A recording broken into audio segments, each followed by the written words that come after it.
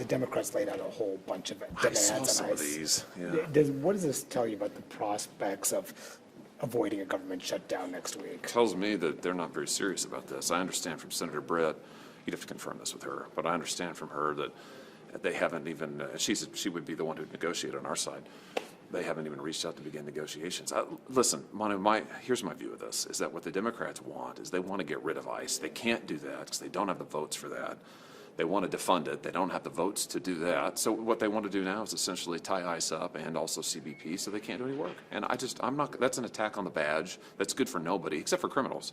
And I am not going to help them do that. Just not going to help them. Is there anything in there that you could support?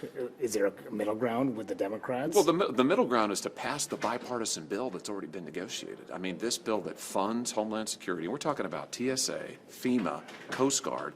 I mean, I'll tell you, just in my state, every traveler, we rely on TSA big time. And on FEMA, we've had a terrible year for disasters. We've got FEMA money that is due to the state of Missouri. And when I hear my Democrat colleagues talk about, well, you know, you may just have to do without, those are real people in my state who will not get the funding they need. So I don't think it's a laughing matter at all. And we spent months negotiating this bill with the Democrats. So if they are serious, they'll pass this bill that they negotiated. But Manu, what I see is, you know, in reference to the list you mentioned, today it's like 10 or 15 new demands. That doesn't sound to me like people who really want to negotiate.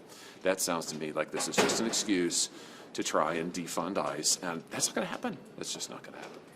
Senator, Yeah. also, you were pretty adamant about releasing the Epstein files. Yes. Trump's name is mentioned more than 1,000 times in there. Does that concern you at all? No, I mean, listen. First of all, the files are voluminous, and they're more. I'm told, I think, and those should come out too. I mean, they should all come out. As to the president, you know, there's been no allegations of wrongdoing as to him or any insinuations of it. But this is why transparency. I mean, the president signed this bill that requires the release, and he was right to do so. He's got nothing to hide.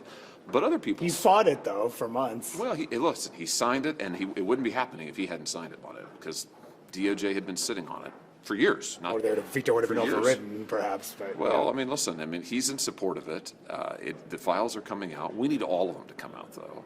And I just think for all of the folks out there who have tried to block this for years, I mean, I think we're now beginning to get a sense of why. But I'm in favor of total transparency on this. But do you think that Trump should explain some of these allegations that are listed in there? I mean, some of them are really, really serious, unverified, but serious allegations involving the president. Listen, there's been no allegations that I'm aware of, Mano, of wrongdoing on his part. And I will just say, I think it speaks volumes that he was willing and supportive of having all this information come out, knowing, I'm sure, that, listen, the thing about these files is, everybody who had any contact with Epstein is in the files. You know, so, I mean, that in and of itself, that's, being in the files, I saw there's a New York Times journalist who was writing about, she had coffee with him. She's in the files, you know, I mean, so the same was true of MLK, right? I mean, anybody who crossed his path. So just being in the files is no indication of wrongdoing. But you wouldn't want to hear him answer questions in front of Congress or in writing about some of these allegations. Mano, he answers questions like more than any other president. I mean, yeah, how many questions have you asked him? Yeah, but not under oath. Well, listen, he's going to say, in my experience with the president, he doesn't say something different in private than he does in public. I've never known him to pull his punches ever. So my point is, he answers questions constantly. He's been asked about the Epstein files a billion times, and that's fine. That's fine. And I'm all for the transparency. And to get back to your main question, you know, should the files be released? Yes. Should all of the files come out? Yes, absolutely. So you're not satisfied with the amount of files that have come out? Well, I think correct me if I'm wrong, I think there are more out there yet. I thought DOJ said that there's another batch at least out there. Yeah, but they're signaling that perhaps that might have been the last dump, and they're not going to prosecute some of these. Does that concern you?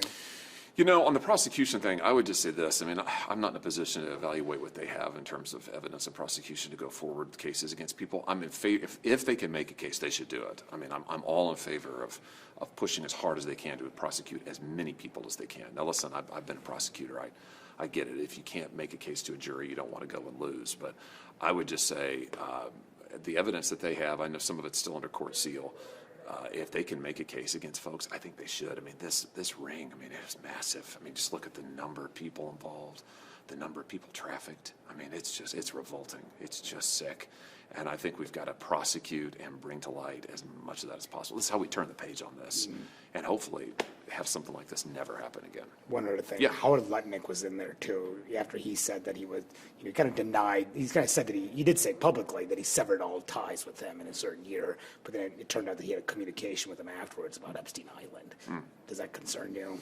Listen, I haven't seen that, but I'm sure that he'd be happy to answer questions about it. I mean, just as I said, the president's answered every question put to him. I'm sure that Mr. Lutnick would too.